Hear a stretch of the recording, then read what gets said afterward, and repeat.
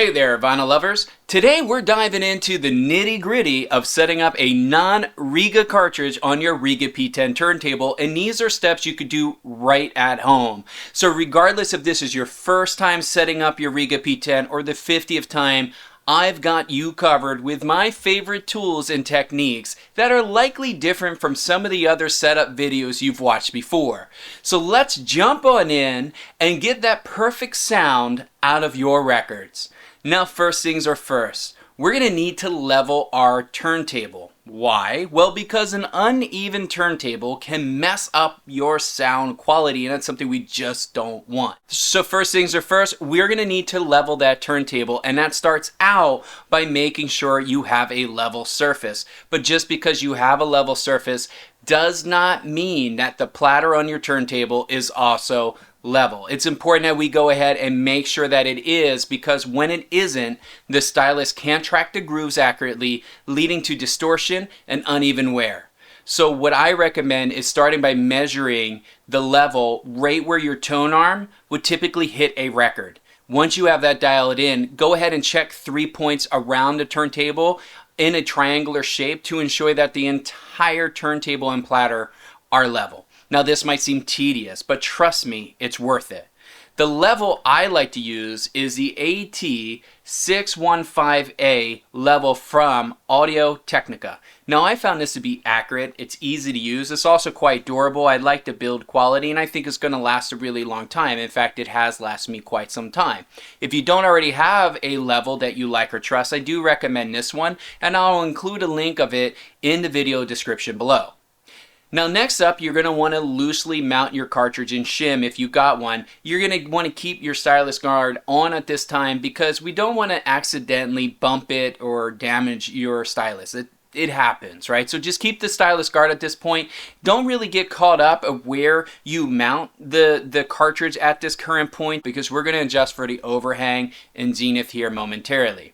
Now you'll see that I'm using a custom shim on my Rega P10 that adjusts the vertical tracking angle and stylus rake angle. Those are two things that we're going to go ahead and talk about a little bit more in detail later on. Now, before we begin doing any measurements, because all of these tools are precise instruments, we're going to want to secure the turntable platter.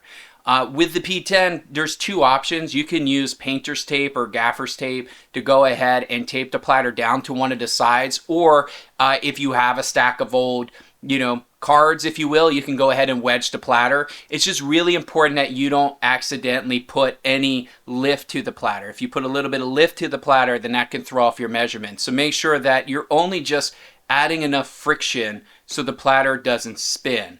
Now this step is crucial to avoid any slips while we're making adjustments, and also a moving platter can lead to inaccurate measurements and potentially damage your stylus. These are things that we just don't want. So take the extra step and secure your platter. This is also a good time to go ahead and remove that stylus guard if you haven't already, and set your anti-skate, which is known as your bias, and your vertical tracking force to 0. Both of those should meet 0 on the gauges. This clears the way for precise adjustments. Anti-skate keeps the tone arm from moving towards the center of the record, ensuring that you have even pressure on both sides of the groove. So setting it to 0 now lets us balance the tone arm without any interference. Now it's time to go ahead and balance the tone arm. You can adjust the tone arm weight in the back until the arm basically floats 1 millimeter clear of the record. Now you want to be patient here and make small minute changes, especially because your stylus is completely exposed and you don't want to go ahead and smack it into the turntable platter or damage your cartridge. So be patient and do those small minute changes like we said. Now for Rega tables, your arm might want to go ahead and swing back towards the arm clip. This is normal. What you're going to want to do is gently hold the arm bearing to prevent horizontal movement. This step ensures that the tone arm is neutral and balanced, which is actually key for accurate tracking force. Now it's time to set the vertical tracking force according to the cartridge manufacturer's recommendations. For my particular cartridge, the Hanomami Blue, the recommended setting for VTF is 2.0. So that's what we'll be dialing in today in this video. But be sure to check your own specific specifications before continuing. You're going to want to go ahead and use a digital vertical tracking force gauge for accuracy.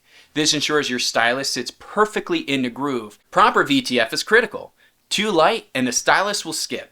Too heavy, it will wear down your records and your stylus faster. While I have more expensive gauges, I do recommend the affordable Riverstone Audios. This is the Precision Record Level VTF gauge for precise measurements. I really love this little thing for a couple reasons. The VTF here is measured at 2 to 3 millimeters from the surface, which is about the height of where your stylus would be if it's hitting the surface of a record. So this means you don't need to remove your mat to go ahead and do the measurements. You could do it right on top of your mat, which to me is great. The other thing I really like is that it dials down into 3 decimal points, providing really just nuance accuracy. It also comes with 2 counterweights. You have a 5 gram, which I use every time before I measure my stylus to make sure that it's measuring accurately. Now again, if you don't have a gauge that you like, I'll go ahead and include a link of this one down below. I really like it and it's become an essential tool in my toolbox. Now at this stage, most people will go ahead and adjust for their stylus rake angle, which is called the SRA, and the vertical tracking angle, that's the VTA. Now Rega Tonearms, they just don't support this. Rega doesn't really see them as important. They feel getting the other components right makes the SRA and VTA less important. But I still think they are important despite what Rega's literature says.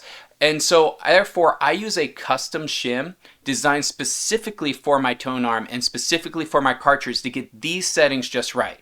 Correct SRA and VTA help the stylus sit in the groove at an optimal angle, which improves the sound clarity and reduces distortion. Now for those of you that are interested, the shim I use was custom designed by Wally Tools. For more information, check out their cartridge analysis service at wallyanalog.com. In the near future, I will be releasing a video breaking down my experience with the service along with any noticeable audio improvements. If this interests you, click subscribe and notify and you'll receive a notification when that video is released. Alright, now it's time to grab your protractor and choose a geometry. You have 3 different choices. You have Beerwald, Lufgren, and Stevenson. My preference is for Lufgren. But you actually might prefer Beerwald or Stevenson. That's really up to you. If you're not familiar, do some research and pick one that sounds the best for you.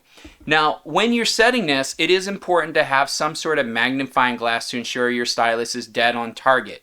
Precision here means that your records will sound the best and proper alignment minimizes tracking error across the record, leading to a more accurate sound reproduction. I prefer a magnifying glass over something like this, which is a USB microscope, because I actually like to check the accuracy from multiple angles. And this is quite stationary, plus you always have to rezoom if you start moving around. It's just extra work.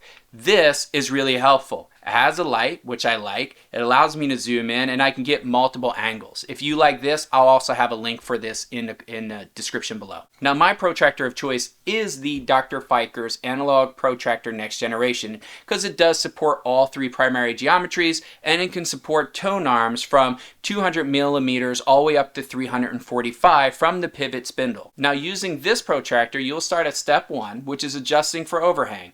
And the way you do this is ensure that the tip of your stylus hits that target dead on, depending on the geometry of your choice. Once you've hit that target, carefully tighten down one of your cartridge screws and don't over torque. Using your fingertips to tighten the screw is usually all you need. Now the next step is to correct for Zenith error. Now Zenith adjustments ensures that the stylus is perpendicular to the grooves, which reduces distortion and wear. If you had your cartridge inspected by Wally Tools, you'll have a different process, which I'm going to touch on in a moment. For everyone else, you'll get back onto your protractor and go to step 2, which is setting your angular offset by aligning the cantilever of your cartridge with the lines of the protractor. Once completed, you'll move to step 3, which verifies that everything is set properly. For those of you that have had your cartridge inspected by Wally Tools, you now have the exact alignment measurements to correct your Zenith error. You're going to want to go ahead and use one of these, the Wally Zenith, to align your cantilever, using the Zenith error results on your cartridge analysis report. Now this is going to ensure that you're setting the angular offset based on the tip of the stylus and not the cantilever itself, providing the most optimal way to correct for Zenith. Once you have your Zenith dialed in, tighten the second screw using your fingertips once again. Now this next step is my own personal preference and it's not required, but I like to double check the geometry's overhang to make sure nothing got bumped when setting to zenith. This step is all about ensuring that everything is perfectly aligned, because even small misalignments can cause significant audio issues. So for me, it's worth the extra effort to make sure that everything's dialed in correctly. Okay, we're almost there. You could take a little bit of a breath. We're really at the tail end now. This time we're going to go ahead and recheck that vertical tracking force and adjust as necessary, ensuring that the VTF is still correct after all the adjustments we've done. This guarantees consistent tracking and sound quality, and I'm going to tell you, you'll be surprised at how often you'll adjust your VTF at this stage. So don't skip it. It has a huge impact on the end result.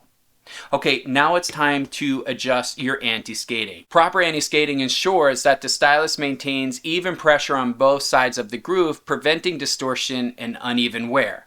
Now, I've experimented with multiple test LPs and many different methods that you probably saw online. And the Wally Skater is definitely my go-to tool for this. It's the only device that accurately measures tonearm horizontal forces and can be used to assess the health of your tonearm bearing and mechanical resistance from tonearm wiring. I do recommend the Wally Skater Pro, which adds this little feature to do, very small adjustments, which comes really important when you're trying to just dial things in. It just makes it more for a frustration-free experience when you're trying to fine-tune those adjustments.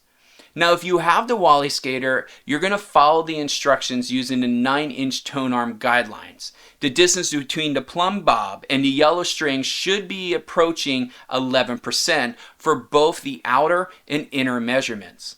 Once your anti-skate is set, you're moments away from playing a record. You're going to go ahead and remove that platter wedge from your turntable and give your stylus a good clean with a stylus brush. If you're remounting an old cartridge and it's been a while since it had a good cleaning, consider doing a wet cleaning now. 3 to 4 passes with 1 drop of distilled water on a thick styler brush is all you need. A clean stylus means better sound and longer life of your records. Regular cleaning prevents dust and grime from affecting playback and damaging your vinyl. I personally use a dry stylus brush every time I swap a record. Now, for those that are going to do the wet cleaning, let me add this disclaimer.